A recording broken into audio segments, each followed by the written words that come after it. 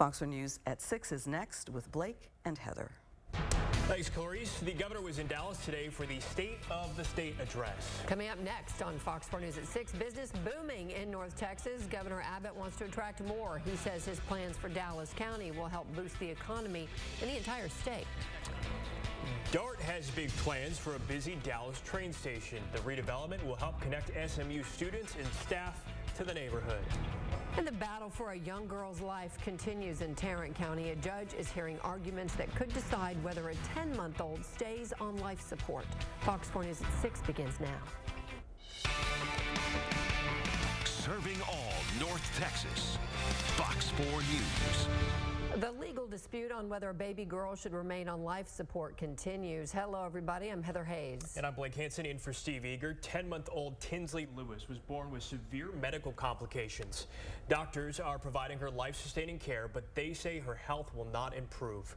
Her family wants more time to find other options to help keep her alive. Fox 4's Dion Englund is following this case in Fort Worth. Dion. Yeah, closing arguments continuing here. They should be wrapping up any moment. But the judge who's visiting from San Antonio has listened to testimony today. She's heard from doctors, nurses, and a final witness today, the mother of baby Tinsley Lewis. Baby Tinsley Lewis remains on a ventilator, born in February with severe and rare conditions affecting her heart and lungs. After 8 months of treatments and evaluation, Cook Children's Medical Center doctors and the hospital's ethics committee decided nothing further would help and that Tinsley should be allowed to die naturally. Tinsley's mother, Trinity Lewis, strongly disagrees. She's back in court with her attorneys trying to convince a judge to extend a temporary restraining order recently granted that requires the hospital to continue providing life support treatment. On the witness stand, Cook Children's pediatric Dr. Jay Duncan testified. There is nothing about Tinsley's current care that is natural for a child reaching their first birthday.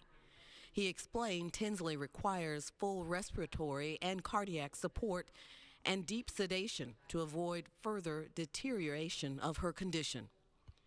Dr. Duncan also testified about conversations he's had with Tinsley's mother about continuing Tinsley's treatment, recalling, she said it was her faith in God, that God had not given her a sign that she needed to stop. Now, part of the testimony has also focused on how doctors have discussed at baby Tinsley's mother's request her case with other hospitals around the country. Thus far, no other hospital has agreed to accept her. And again, closing arguments here are winding down. We should know what the result of this will be coming up soon. That's the latest live here in Fort Worth. Blake, Heather, back to you. Dion, thank you. 2 men suspected of killing former NBA player Andre Emmett were indicted on capital murder charges. Police say Michael Lucky and Keith Johnson robbed, then shot and killed Emmett outside his Old East Dallas home in September. Investigators do not believe either man knew Emmett or knew that he was a former NBA player. Lucky later surrendered to police. Keith Johnson was already in jail on unrelated charges. A South Lake restaurant will no longer sell liquor because of its ties to a Dallas spa shut down in a prostitution sting. Dallas police say the Dragon House in South Lake was owned by the same person who ran Jade Spa in the Dallas Design District. Police shut down the spa in October. Investigators found accounts directly tied to both the spa and the restaurant. The Dragon House reopened last month under new management. The Texas Alcoholic Beverage Commission will allow the restaurant to continue operating, but it may no longer sell or serve alcohol. Hundreds of people filled a Houston church to say farewell to a police officer killed in the line of duty. Loved ones and colleagues held a funeral service for Sergeant Christopher Brewster at Grace Church in Houston this morning. They called it a Christmas celebration and surrounded his flag-draped casket with wreaths and Christmas trees. Christmas carols were also sung during the service. He died in the flesh, but he's alive and well in the spirit. And we're going to rejoice and celebrate that this Christmas he's going to be with his Maker, and he's going to be celebrating a Christmas and having a Christmas service like he's never seen. Sergeant Brewster was shot to death Saturday while responding to a domestic violence call. He was a 9-year veteran of the Houston Police Department. Law enforcement officers traveled across the state to pay their respects to Sergeant Brewster. Several North Texas police departments sent members to Houston this morning. That included the Arlington Police Department. We caught up with some of the departing officers. It's just really hard to fathom the level of violence that we've been seeing towards police. It's concerning. It never makes it easy. We hope that provides a little bit of honor and highlights the nobility of policing when you see your area agencies right there shoulder to shoulder with you. The Honor Guard plans to travel south again later this week to honor a police sergeant killed in Nassau Bay. The Harris County Sheriff's Office says the man who killed that police sergeant in Nassau Bay is now in custody. Deputies found 21-year-old Tavoris Henderson at a Houston home this afternoon. Tuesday night, investigators say Henderson tried to get away during an arrest. Police say he jumped into his car, ran over Sergeant Kayla Sullivan. Henderson is now charged with felony murder. Sullivan was the first Nassau Bay officer killed in the line of duty. When Sergeant Sullivan's killer was still on the loose, the Department of Public Safety electronically pushed out what is called a blue alert. This is what showed up on smartphones and devices around 3 o'clock yesterday afternoon. An executive order by Governor Rick Perry in 2008 put the blue alert on the books in Texas, but many people outside law enforcement may not be familiar with that notification system. We haven't used it that I'm aware of in the state, but what it does is it supplies information to everyone, just like an Amber Alert, that there's been a violent act committed against a police officer or someone in law enforcement, and that those people are on the run. And that we make certain that agencies begin to share more information in terms of the identity of a person, trying to break down some of those barriers that make it less efficient, so we can try to make certain that we are able to do our best in order to find that person. Some 35 states actually have similar blue alert electronic notifications, and the Department of Justice launched a national blue alert network in 2015.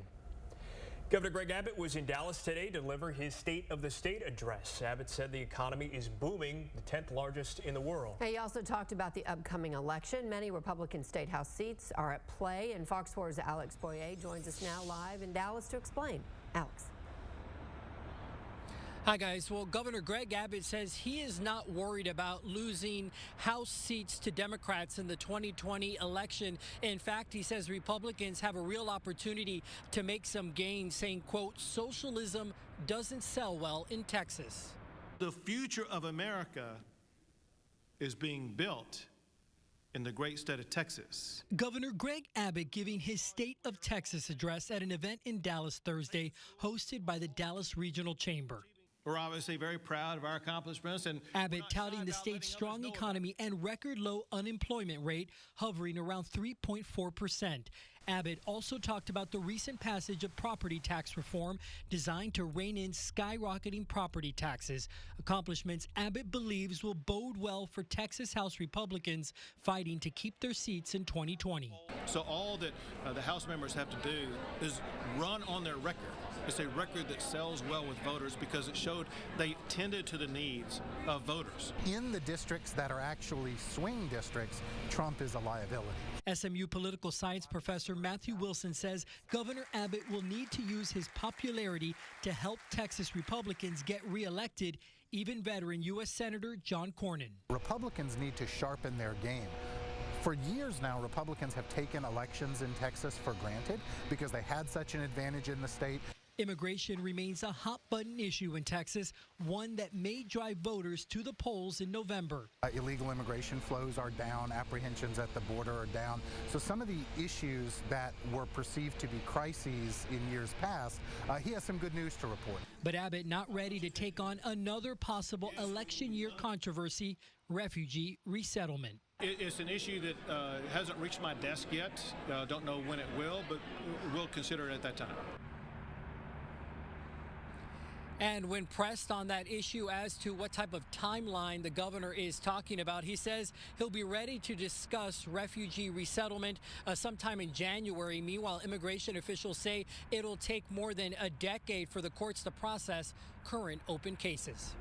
Back to you. Okay, Alex, thanks. A family wants to know why the death investigation of their loved one is still not finished. Rashad Madden was tased by police during a confrontation in May. He was taken to a hospital and died in July, but his autopsy is still not complete, and the doctor performing the medical examination is now on administrative leave. Fox 4's Lynn Ann Wins joins us from the Dallas County Medical Examiner's Office with more. Blake, Heather, still unclear why that doctor was placed on administrative leave or what they may be investigated for. Meanwhile, the family tells us that they've been waiting for answers from that delayed autopsy report since July. What they do know is the police account of what happened that night, that Madden was reportedly waving a weapon at a business on Highway 175 in May, and Dallas police were trying to take him into custody. Dallas PD says Madden hid under a car outside and was tased, then shot at when he turned towards officers with a weapon. The shots missed, but Madden was still taken to Baylor Hospital for a medical condition, according to police. He eventually died in July, but his manner and cause of death are still unknown. I understand about if there's an investigation, you don't want to compromise the investigation. But at the same time, families should be kept in the loop, and I don't think we were. The medical examiner's office, meanwhile, told us in an email that an additional consultation is needed to properly evaluate this case, but their goal is to have an answer for the family within the next couple of weeks at most. They also went on to apologize for the unusual delay, but did not comment further on the doctor on leave or other cases that might be delayed. Now, we also contacted the Dallas County District Attorney's Office about this case. They declined to comment. Heather, Blake. Lynn Ann, thank you.